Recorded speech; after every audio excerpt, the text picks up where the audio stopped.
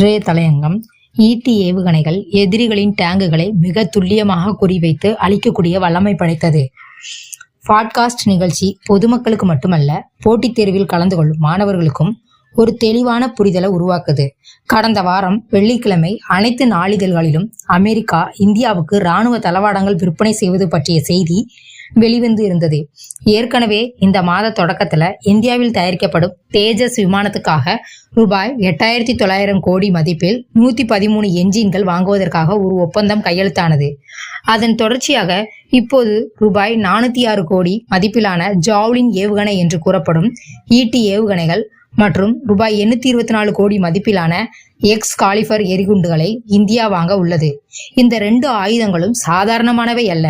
புராணங்களில் அசுரர்களின் பலத்தையும் தேவர்களின் பலத்தையும் ஒருங்கிணைத்து உருவாக்கப்பட்ட மிக பலம் வாய்ந்த வஜ்ராயுதம் என்ற பெயரில் இந்திரன் கையில் இருக்கும் ஆயுதத்தை சொல்வார்கள். இப்போது அமெரிக்காவிடமிருந்து இந்தியா வாங்க போகும் இந்த 2 தளவாடங்களும் இந்திய இராணுவத்தின் வஜ்ராயுதமாக போகிறது. இந்த ஈட்டி ஏவுகணைகள் எதிரிகளின் டேங்குகளை மிக துல்லியமாக குறிவைத்து அழிக்கக்கூடிய வல்லமை படைத்தது. இந்த ஏவுகணையையும் அப்படியே இந்தியா வாங்க போவதில்லை. அதாவது அமெரிக்கா முதலில் இந்த ஏவுகணையையும் அது சார்ந்த உபகரணங்களையும் வழங்கும். அதன் உண்மையான திறனை இந்தியா சோதனை செய்து சரி என்று தோன்றினால் மட்டுமே வாங்கிக் கொள்ளும்.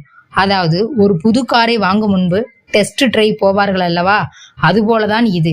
இந்த ஈட்டி ஏவுகணையே இராணுவ வீரர்கள் தங்கள் தோளில் சுமந்து கொண்டு சிறு இடத்திலிருந்து, ஏன் பதுங்கு குழிக்குள் இருந்து கூட ஏவ முடியும். உக்ரைன் போரில் இந்த ஈட்டி ஏவுகணைகளை வைத்துதான் பல ரஷ்ய டேங்குகள் வீழ்த்தப்பட்டன. அடுத்து இந்தியா அமெரிக்காவிடம் இருந்து வாங்க போகும் எக்ஸ்காலிபர் எரிகுண்டுகள் 155 மில்லிமீட்டர் பீரங்கி குண்டுகளாகும். அந்த எரிகுண்டுகள் 40 கிலோமீட்டர் தொலைவில் இருக்கக்கூடிய இலக்கையும் துல்லியமாக தாக்கும். இந்த குண்டுகளை வைத்து சுடுவதற்கு தேவையான GPS மற்றும் இன்டர்னல் நேவிகேஷன் போன்ற கருவிகளும் சேர்த்து கொடுக்கப்படும். இது மட்டுமல்லாமல் இந்த எக்ஸ்காலிபர் எரிகுண்டுக்குள் இருக்கும் குட்டி சென்சார் GPS பழுதானால் கூட இன்டர்னல் நேவிகேஷன் சரியாக இலக்கை கண்டுபிடித்து உதவி செய்து தாக்க வைக்கும்.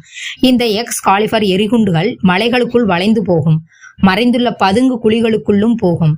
ஆக இமயமலையில் பதுங்கியிருந்து தாக்கும் பயங்கரவாதிகளை தாக்க இது பெரிதும் உதவும்.